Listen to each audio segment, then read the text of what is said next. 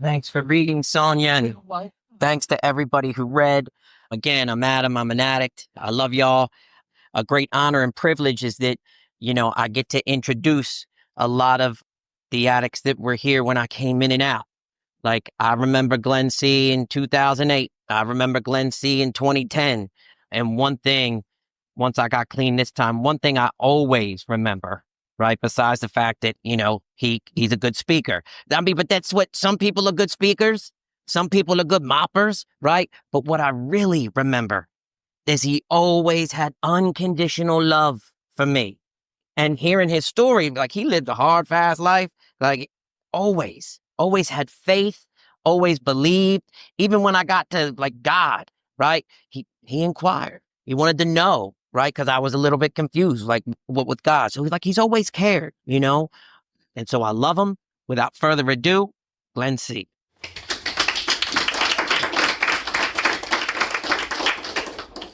I'm grateful for coming at it. My name's Glen C. That's a hard act to follow now. Listen, first thing first, right? I'm always trying to thank God. And that's just not for anything, that's for everything. Can I ask y'all to do me a favor? Can we have fun? Can we have, because, like, listen, we know that this is serious. We know the disease of addiction ain't playing with us. But what we also know, too, that help is available. I want to thank you guys for showing up tonight. Maybe some of y'all didn't have a choice. Maybe some of y'all had a choice. When Adam called me, I'm like, do I really want to go do that tonight? Because I was supposed to be going bowling, but I didn't want to go spend my money on the person that I was going bowling with. I just didn't want to do it, right? But anyway, right? First things first, right? I'm a member of Narcotics Anonymous. I have 27 years, 2 months, and 14 days clean. And it's through God's grace and His mercy. I'm going to share a little bit of my story with y'all because we all know how many of us in here don't know how to use drugs? Okay. You don't know how to use drugs? Keep coming back. I told you let's have some fun with this, right? Listen, I hope y'all don't get mad with me, but I smoked crack. I did. No, y'all don't get. I smoked so much crack that I was so paranoid out of my mind, I used to think the people in front of me were following me. Yeah. And what happened was, every time I go pop drugs, guess what happened, Adam? The damn police will show up. Like, why anytime I go, you want to show up? That's my story. That's the story I'm sticking to, right? So what happened was, I got caught this last time. You know how when we go to court, right? As addicts, we say, damn, how about I get away again? Just one more time, right? So the judge said to me, Mr. Addict Man, I'm going to give you a break. And so the thinking addict say, damn, I'm going to get away one more damn time, right? So he said, you ready for the break? I said, sure. He said, but before I give you a break, I need to say something to you. I said, oh, Lord, y'all got to get a damn. Right? He said, you've been raping, robbing, and pillaging your community for years. So I looked over at my court-appointed attorney and said, Mr. Court-appointed attorney, how the hell do you pillage?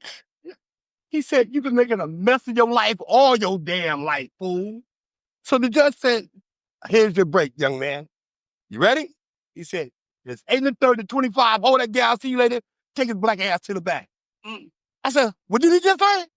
He said, 8 and 30 to 25. Hold that down. See you later. You're going to jail. I thought that was the worst thing that could ever happen. Didn't know that the God of my understanding. Now, please, if the word God offends anyone or makes anyone uncomfortable, we're just going to use some good order and direction in place for that, okay? So the God of my understanding was intervening in my life. I went to jail. Something happened. They sent me to a place called, I'm originally from the New York City area. So they sent me to a place called Rikers Island Correctional Facility. Oh, wow. Yes. And from Rikers Island, they sent me to another place called Dannemora Correctional Facility, upstate New York. And they would send me to them, like what we're doing right here, them ancient armies. I said, I wish they go to hell on home. Don't you know Martin get ready to come on? Why you gonna come with Martin coming on? You know, because I didn't want to do shit. Listen, I didn't want to hear that NA stuff. How many of us don't really want to hear that NA stuff right now? Don't raise your hand because they look at but in your mind, it's okay. Because guess what? I remember when I didn't want to hear it. And I remember when I said I wish some food, go home and take their medications or whatever they got to do. Yeah. Because you interrupted my TV time. You interrupted when I need to be outside smoking me a cigarette. Not knowing that they have some life-saving information going on up in there. Yeah. So I stayed in jail for 5.5 years. I finally came home. They let me come down on work release. Here's how God in my life has got a funny sense of humor, right? He sent me home to Brooklyn, New York, to a federal facility that was right across the street from my brother's house. My room faced his bedroom. I could see him at nighttime in there, you know, I don't know how many years. He was in there doing the crack dance. And I had to watch that shit every night. Because I wanted to be with my brother. Right. I wanted to hang out with my brother. Right. And so what happened was they were making meetings, right? Now, I lived in New York all my life. Did not know that they had an NA meeting right there in my own project. So I didn't have to go to the meeting in the project, and I would see all my boys and all them, and they down there the whole shooting dice and, you know, drinking all over 800 and shit like that. Yeah, I come from the 840 days, right? I'm old. I'm 66 years old. I'm old, but I'm cute. I'm going to say it anyway, right? And I would have to go to this meeting. I used to have to go by these guys all the time. Right. And not very off the path. Mm-hmm. Not knowing that my life was about to change dramatically. Like not knowing that God would set me up for the big payoff. Mm-hmm. And the big payoff for this is that like the obsession and the compulsion to use drugs was going to get lifted. I got there, I had a piece of paper. I ever saw my damn paper. They would sit me up front with them, you know, with you cute girls, you know, the ones with the lip tips and the fingertips. Mm-hmm. They would sit me up front with y'all. And y'all would hug me. He would say, keep coming back. That's not what I heard. I used to hear them say, we love you, Glen, keep coming back. And that's my story, and I'm sticking to it. So I would come to the meeting, and it's not so much like now like we used to do. They had all these old timers. I could not stand old timers. Old timers would say stuff like, keep coming back. It works if you work it. Yeah, right, where you're supposed to be. I said, okay, shut the hell, right? Not knowing that it does keep coming back. It does work when you work it, right? Yeah. So they would do stuff like give us commitments. Now I said, I ain't come here to do no damn work, right? So they gave me a commitment. I was, and this is my story, I was the best coffee pot making individual in the state of Brooklyn, New York. Come on now. Back in the day, we didn't have all this, you know, that fangle jack stuff that got over there like that. We had them big old gray urns. And you had to take to the slop sink and fill it up with water and come put it back on the table, right? You get the water on, you got to brush the water off, and you got to plug it in and stuff like that. We didn't have French vanilla. We didn't have hazelnut. A lot of older men don't know what I'm talking about. We had Borton's creamer. Yeah. That's it, and that was all, right? So they gave me that commitment, and I would show up, and then they did something fantastic.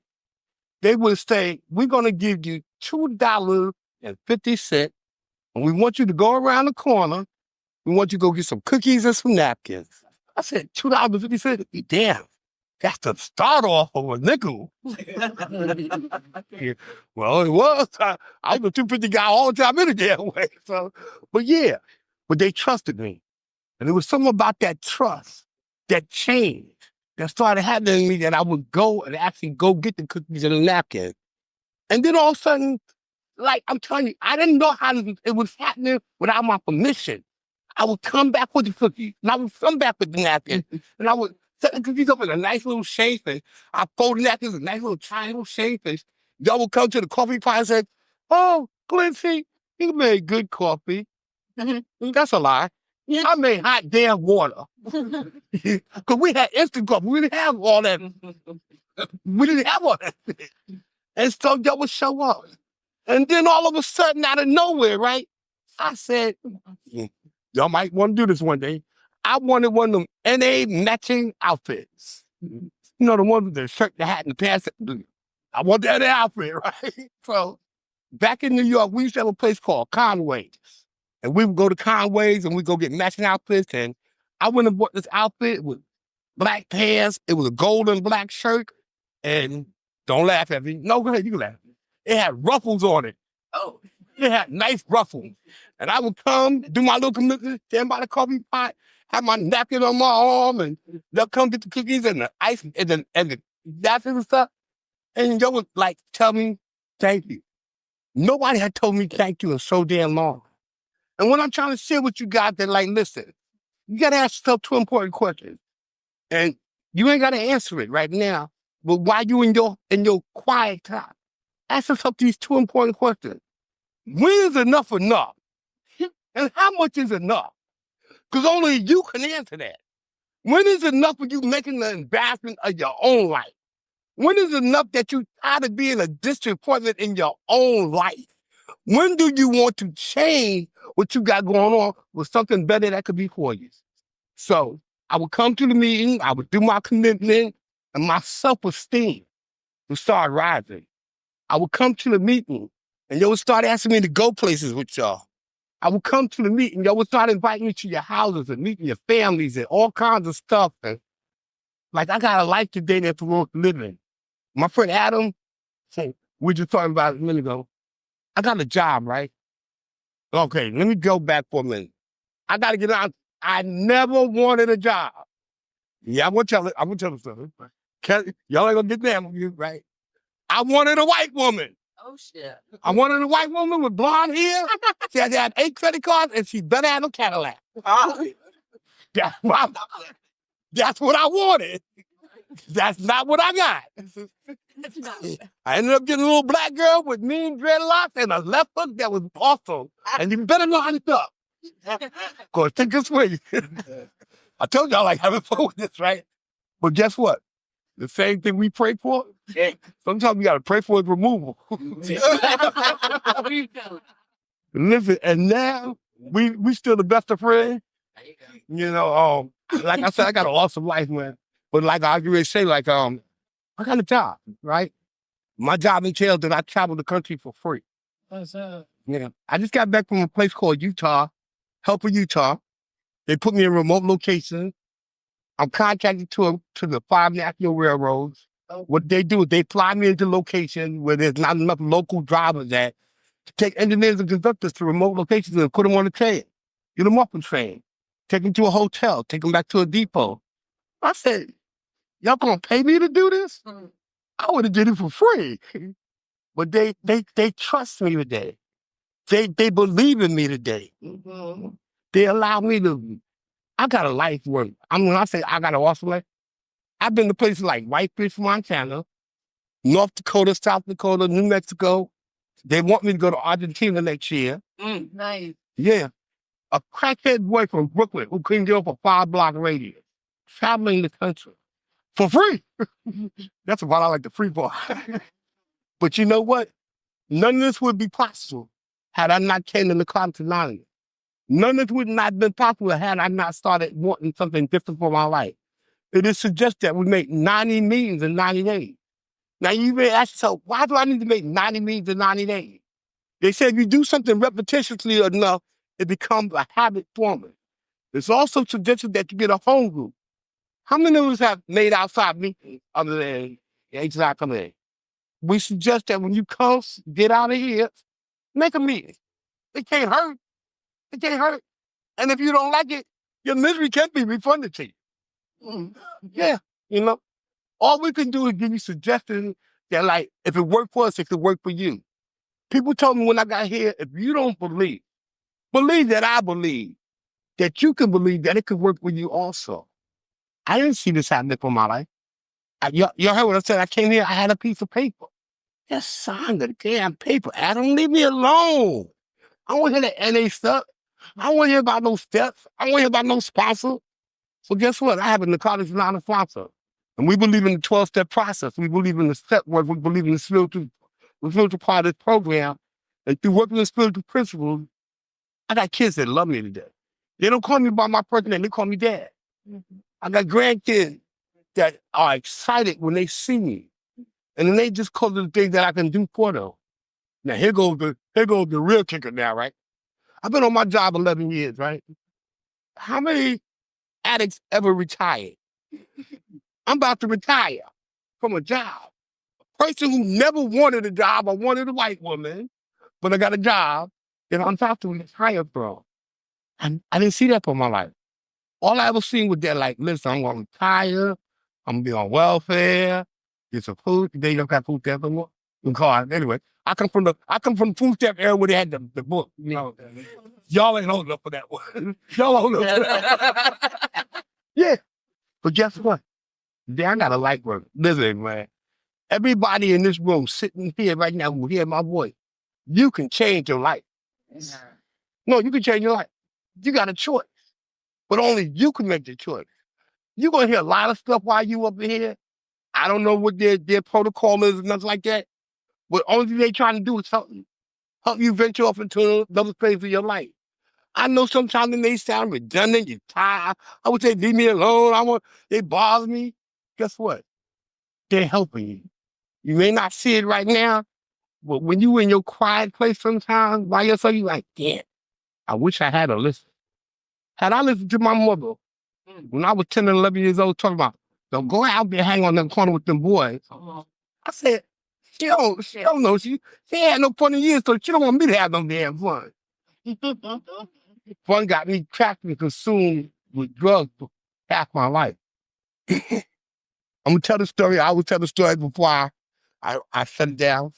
It's a story about a guy named, we're going to call him, for pretense sake, Addict Man, right? So Addict Man got the phone call that he was going to go to this little town called Norfolk, Virginia. He got to go speak at this place called Avenues, right? So he said, I got to go find me a barbershop because I got to go get my locks twisted up. I got to get my NA outfit together. So he found a barbershop, right? And in this barbershop, they had these 3 barbers, right? So he got there, the barber said, Addict Man, sit down. We're going to get you in a minute. Hold on, you next. So while he was sitting in the chair and he's waiting to get his hair done and stuff like that, the 3 barbers were talking about this little stupid kid. They said, this kid's so stupid, he's stupid. This kid is stupid, right? Now, what happened was the 3 barbers would play this game with this kid, right? And every week, the kid would come in there and do the same stupid thing all the time. Now, the game was the barbers would have 50 cents in his hand, right? They would have a dollar bill in his hand. They would bring it around their backs. They'd bring it back around, and the kid would, bam, he see the 50 cents, he'd grab it, he'd run out the barbershop, go across the street to the candy store and get him a big old bag of candy. So now, what happened was, the barber said, Addict Man, your turn, get in the chair. We get ready to lace you up so you can go be the sneaker man at Avenues, right? So you're in the chair. So all of a sudden, the barber spotted the little stupid kid. And he said, stupid kid, come on. We're going to play the game. So the little kid came running in the barber, yeah, we're going to play the game. So he runs up. They do what they do. He taps the hand. He grabs the 50 cents. He runs out. Now, by this time, the barber just finally finishes up with Addict Man. And all of a sudden, he pays him. He goes outside. He spots the little kid. He said, little kid, come here. I want to ask you, little kid, why do you go in that barbershop every week and play that game with them stupid barbers? So the little kid looked up at Addict Man, and all of a sudden, the little tear started coming down his eye. He said, mister, I know the game. He said, I know he got 50 cents in one hand. He said, I know he got a dollar bill in another hand. He said, but if I take the dollar bill, guess what happened? The game is over. Keep coming back to Narcotics Anonymous. I keep allowing my sponsor to sponsor me. Keep allowing this program to work in my life. I keep allowing the God of my understanding to love me back to life. I keep allowing this program to allow me to come to people like yourself and share a message that no matter what you got to use no more. Because guess what's going to happen if I stop doing it? The game is over. My name is Glen. Thanks for allowing me to share. All right, man.